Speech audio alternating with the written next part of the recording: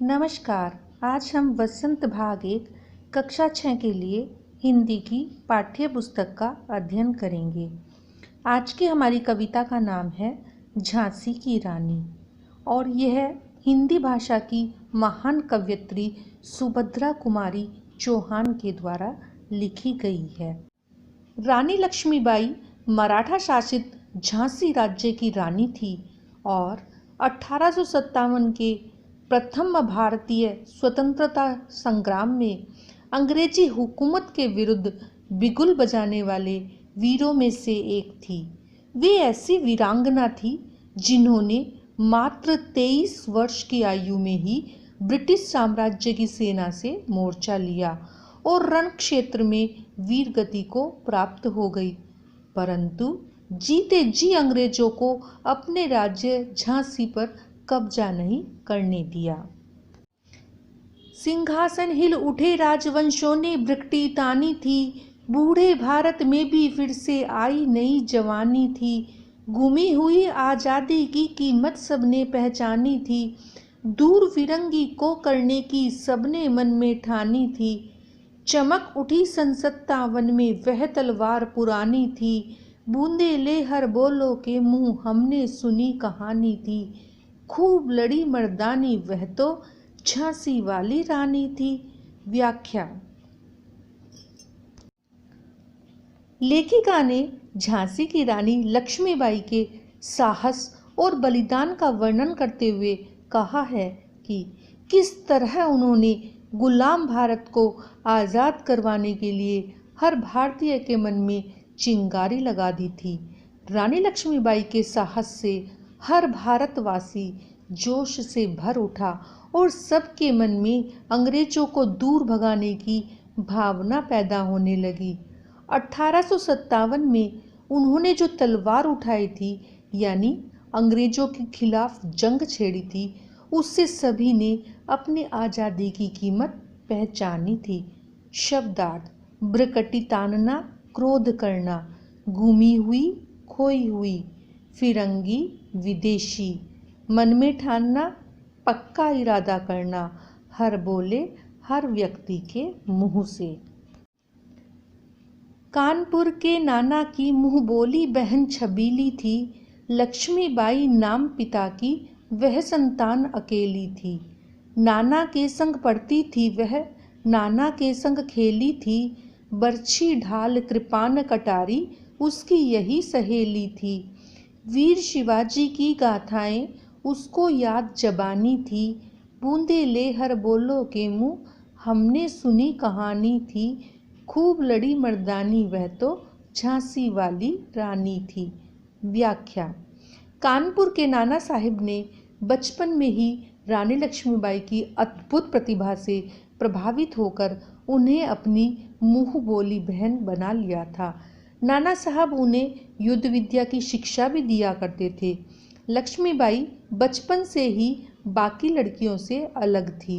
उन्हें गुड्डे गुड़ियों के बजाय तलवार, कृपाण, तीर और बर्छी चलाना अच्छा लगता था। शब्दार्थ: कृपाण तलवार, अवतार विशेष रूप से जन्म लेना, पुलकित प्रसन्न, व्यूह रचना मोर्चा बनाना, दुर्ग तोड़ना, किला तोड़ना, खिलवाड़ खेल। लक्ष्मी थी या दुर्गा थी, वह स्वयं वीरता की अवतार, देख मराठे पुलकित होते उसकी तलवारों के वार। नकली युद्ध, व्यूह की रचना और खेलना खूब शिकार, सैन्य घेरना, दुर्ग तोड़ना, ये थे उसके प्रिय खिलवाड़। महाराष्ट्र कुल देवी उसकी भी आराध्य भवानी थी, बूंदे ले हर बोलो के मुंह हमने सुनी कहानी थी। खूब लड़ी मर्दानी वह तो झांसी वाली रानी थी। व्याख्या। यह कहना मुश्किल है कि रानी लक्ष्मीबाई लक्ष्मी थी, दुर्गा थी या उन्होंने स्वयं वीरता के रूप में जन्म लिया था। उसकी तलवारबाजी मराठों में प्रसन्नता की लहर भर देती थी। नकली युद्ध, दुश्मनों को घेरना, शिकार करना, सेना घेरना, किले तोड़ना, यही बचपन से रानी के प्रिय खेल थे। महाराष्ट्र की कुलदेवी माँ की वह पूजा भी किया करती थी। बचपन से ही इनमें वीरता के संस्कार भरे हुए थे। बुंदेलवासी उस वीर स्त्री के साहस की कहानियाँ सुनाते हैं। शब्दार्थ: अवतार, विशेष रूप से जन्म लेना। पुलकित, प्रसन्न। व्यूह रचना, मोर्चा बनाना। दुर्ग तोड़ना, किला तोड़ना। खिलवाड़, खेल।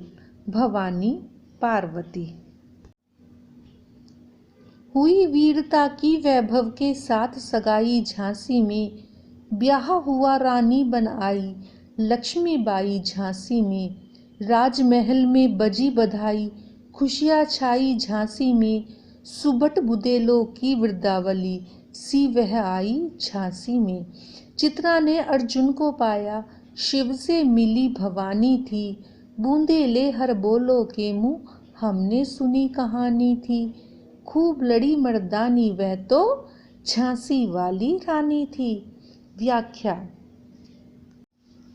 वीरता के प्रतीक रानी का विवाह सुख समृद्धि के प्रतीक झांसी के राजा गंगाधर राव के साथ हुआ।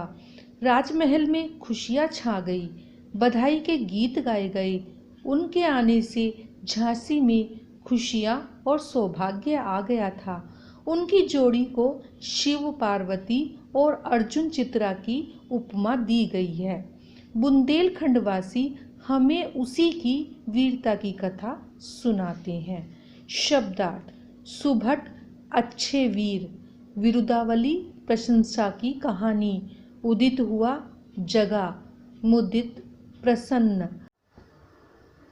अब इस कविता का अगला भाग हम अपने अगले वीडियो में पढ़ेंगे।